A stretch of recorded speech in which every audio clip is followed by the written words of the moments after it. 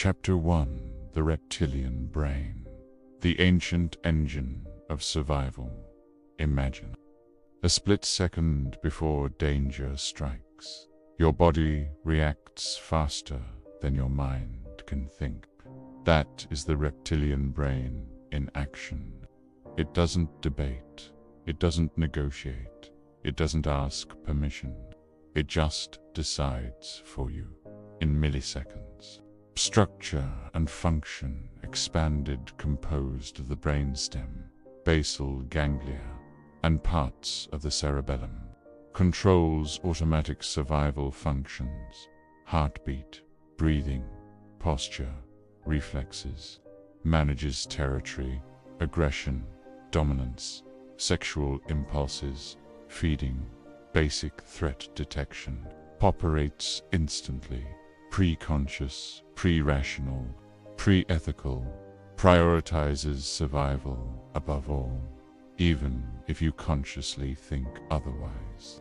Unlike the neocortex, it cannot plan beyond the immediate moment. It doesn't care about reputation, career, or relationships.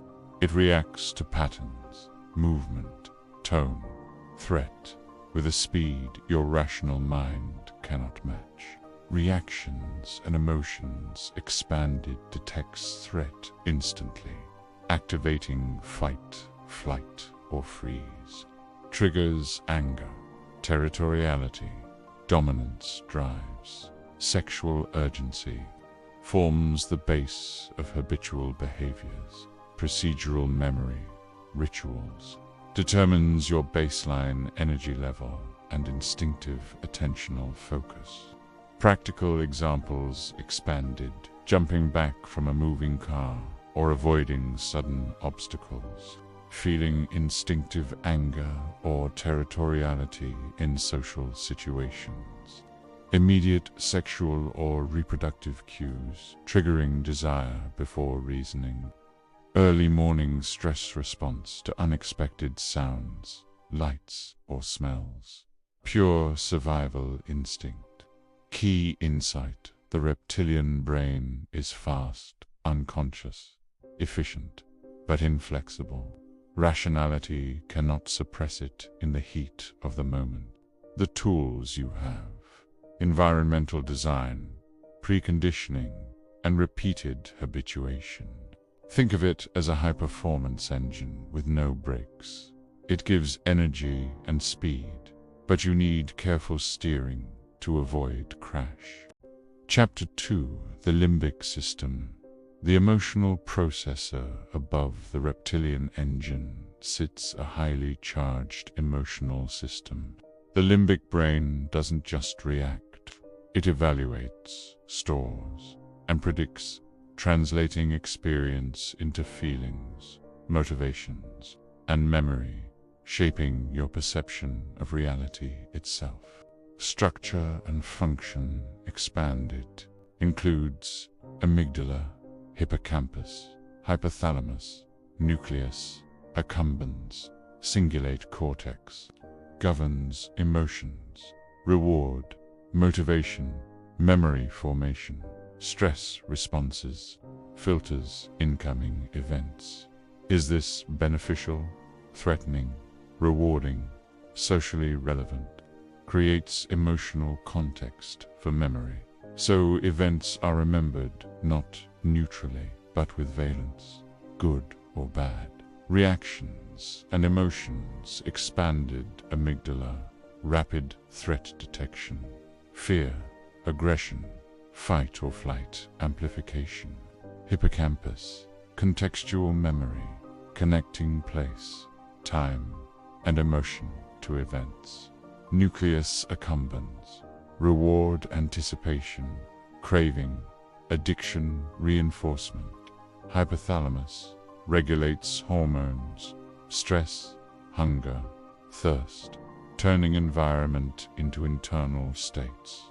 Your limbic system doesn't wait for logic. It colors perception immediately. Neutral events can feel catastrophic if emotional memory interprets them as threats. Small signals, a tone, a glance, a gesture, can ignite intense emotional responses.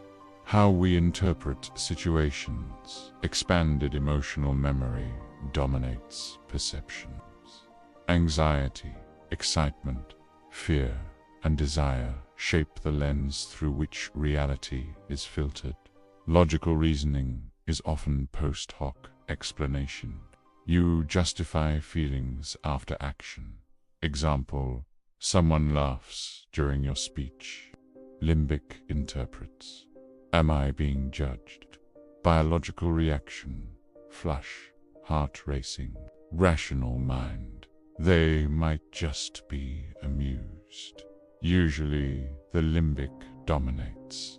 Practical examples, expanded social rejection feels physically painful. Reward anticipation drives long-term strategic behavior, even if risky. Phobias are limbic memories, hijacking conscious control, often from events you don't remember consciously. Emotional flashbacks in trauma. Limbic system reactivates threat circuits decades later. Insight. Limbic system is emotional memory in action. It shapes what you notice, fear, and desire, often overriding rational analysis. Awareness of these filters allows emotional decoupling, preventing hijacking of behavior. Chapter 3. The neocortex. Rationality, planning, and conscious thought. The neocortex is your latest evolutionary addition. It enables reflection, planning, language, and abstract thinking. The apparent you that thinks it is in control. But it's slow, energy-hungry, and often overruled by older systems. Processes complex reasoning, problem-solving, decision-making, empathy, morality, abstraction. Reactions and emotions expanded monitors long-term consequences, enables delayed gratification, strategic planning, and creativity, can reflect on moral and ethical dimensions, imagining consequences for self and others, vulnerable to stress and high emotional arousal, which suppress executive function. Limitations. Expanded, slow compared to reptilian and limbic impulses, requires attention, energy, and space for reflection. Cannot prevent automatic reactions if emotional intensity is high. Practical examples. Expanded, choosing to wait for reward despite craving. Negotiating intense situations by slowing thought and response. Designing long-term projects despite immediate emotional drives. Using creativity to solve problems that instinct and emotion cannot. Ever feel like you're fighting a battle inside your own head? That's your three brains negotiating. Your reptilian brain screams danger, your limbic brain feels the fear, and your neocortex is trying to figure out what's going on. It's like seeing a snake in the grass. You jump back instantly, your heart pounding, way before your thinking brain even says, "Oh, it's just a stick." This conflict happens all the time. Craving chocolate while on a diet. That's your emotional limbic brain demanding a treat, while your logical neocortex reminds you of your long-term goals. Feeling a surge of anger. That's your primal reptilian brain. But your neocortex whispers, "Stay calm, it's not worth it." When these brains clash, you feel indecisive or act impulsively. The secret is to create a pause. Next time you feel a strong impulse, label it. Say, "This is just my survival drive," or this is just a craving. This tiny delay gives your neocortex a chance to step in and make a smarter choice. Try it out and let me know how it goes. Thanks for watching. Chapter 5: Emotional Hijacking. When limbic overrides reason, ever acted impulsively and later asked, "Why did I do that?" This is emotional hijacking, limbic system overriding rational thought. Mechanism: expanded stress gives amygdala activation, gives cortisol and adrenaline surge. Prefrontal cortex suppressed temporarily. Limbic system dominates, influencing thought, attention, and behavior. Reptilian impulses amplify responses. Typical scenarios: expanded road rage, immediate fight or flight, plus emotional surge. Social embarrassment, automatic defensive or aggressive response. Cravings: limbic reward circuits trigger instant action, overriding plans. Consequences: feelings of loss of control, regret, and internal conflict. Habit formation strengthens pathways for automatic reactivity. Rational reflection occurs only after the fact. Practical management: expanded, label the emotion. This is fear, anger, or desire. Activate parasympathetic response. Slow exhale breathing, grounding. Delay action until neocortex engages. Reflect post-event to update emotional memory. Design environments that reduce repeated triggers. Chapter 6: Stress. When the survival system takes over the entire brain, stress is not an emotion. It is a full system takeover.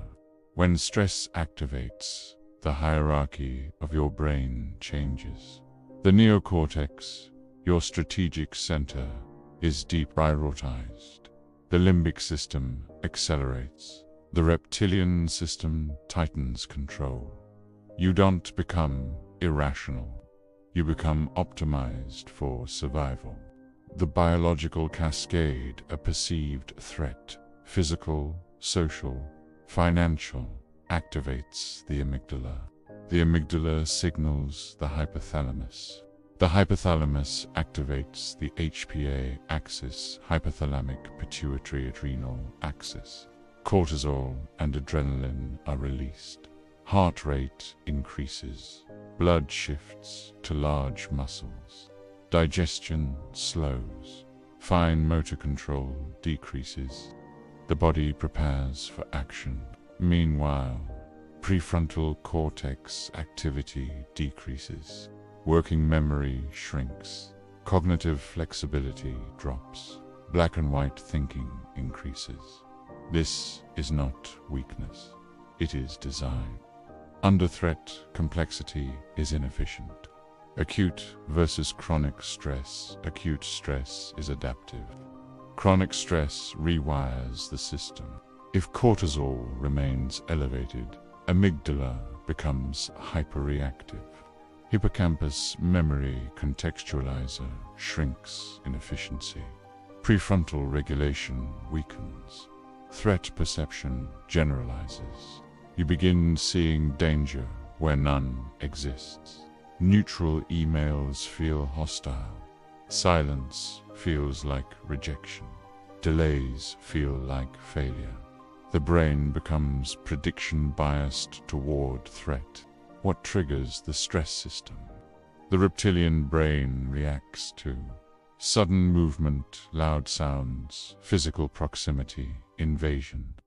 The limbic brain reacts to social exclusion, status, loss, uncertainty, loss of control. The neocortex reacts to anticipated failure, long-term risk projection, abstract threat modeling. Modern stress is mostly limbic and cognitive, not physical. Your body reacts as if chased by a predator. But the predator is an unread message. Practical control. You cannot eliminate stress. You can recalibrate it, reduce ambiguity. The limbic system hates uncertainty. Clarity reduces activation. Regulate physiology first. Slow exhale breathing increases vagal tone. Expose gradually to controlled stressors. Adaptation reduces amygdala reactivity. Redesign environment. Remove unnecessary triggers, notifications, chaotic workspace, sleep deprivation. Stress is not the enemy. Unregulated stress is. Ever wondered about the difference between fear and anxiety? It's all about timing. Fear is right now. A snake on the path, a sudden car horn. Your brain reacts instantly. No time for thinking. That's your amygdala taking a shortcut, prioritizing speed over accuracy to keep you safe. It's a primal, life-saving reflex. Anxiety, on the other hand, is a mental time traveler. Be plain. It's your brain running simulations of the future, worrying about what might go wrong. It replays past failures and imagines them happening again. Your body then reacts to these thoughts as if they're happening for real. That's why you can feel your heart pound just thinking about public speaking. So why does anxiety stick around? Because we avoid the things that scare us. Every time you skip that presentation, your brain learns. See, that must have been dangerous. This actually strengthens the anxiety. The key is to recalibrate your brain. Get specific about what you're afraid of, then slowly face it in a controlled way. This gives your brain new, accurate data, teaching it that the imagined threat isn't a real danger. You're not broken. Your prediction system just needs an update. Thanks for watching. Chapter 8: Motivation, Dopamine, and Reward Loops. You are not motivated by rewards. You are motivated by anticipation. Dopamine is not pleasure. It is pursuit. The reward circuit nucleus accumbens plus ventral tegmental area equals reward pathway. When you anticipate a reward, dopamine spikes, attention narrows, energy increases, behavior accelerates. After reward, dopamine drops, satisfaction fades, new pursuit begins. The system is designed for continuous seeking. Why modern environments hijack it: social media, fast food, gambling, shopping, all exploit intermittent reinforcement. Unpredictable reward gives stronger dopamine spike. Reptilian impulse plus limbic reward plus weakened neocortex equals compulsive loop. Habit formation, basal ganglia encode repetition. Cue gives routine, gives reward. Over time, decision-making decreases, automaticity increases, effort decreases. This is efficient, but dangerous if misaligned. Strategic use break goals into short feedback loops. Track visible progress. Pair effort with small rewards. Reduce friction for positive behaviors. Motivation is engineered. Design reward architecture intentionally, or someone else will. Chapter 9: Social Brain, Status, Belonging, and Identity. Hook your brain values social acceptance almost as much as physical survival. Exclusion once meant death. That wiring remains. Social pain is real pain. Anterior cingulate cortex activates during rejection. The same region processes physical pain. Your brain does not distinguish sharply between social threat and physical injury. Through status and dominance, reptilian systems track hierarchy. Limbic systems track belonging. Neocortex rationalizes social positioning. You subconsciously monitor who has power, who approves, where you rank. Much of your behavior is invisible status negotiation. Identity as stability mechanism. Identity reduces uncertainty. It answers, who am I? Where do I fit? What rules apply? When identity is threatened, defensive reactions increase. Emotional reasoning intensifies. Rational debate declines. Reclaiming autonomy, separate performance from self-worth. Diversify sources of belonging.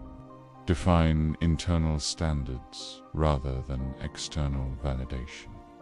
The social brain never disappears, but it can be guided. Chapter 10: Integration. Designing a brain that works for you. You cannot silence the reptilian brain. You cannot remove emotion. You cannot rely on rationality alone. You can integrate them. The hierarchy under calm, under regulated conditions. Reptilian provides energy. Limbic provides direction. Neocortex provides strategy. Under stress, the order reverses. Integration means maintaining neocortical access under activation. The core principles: physiology first. Regulate body gives, regulate limbic gives, free neocortex. Environment shapes behavior. Reduce triggers, increase clarity. Exposure recalibrates fear. Reward systems must be intentional. Identity must be internally anchored. The final insight: most people live reactively. Impulse gives action, gives justification. Integration creates. Impulse gives awareness, gives evaluation, gives deliberate action. That pause is freedom. The brain is not your enemy. It is a layered system optimized for survival, not happiness. Once you understand its architecture, you stop fighting yourself. You stop mistaking biology for destiny. And you start designing your behavior instead of being designed by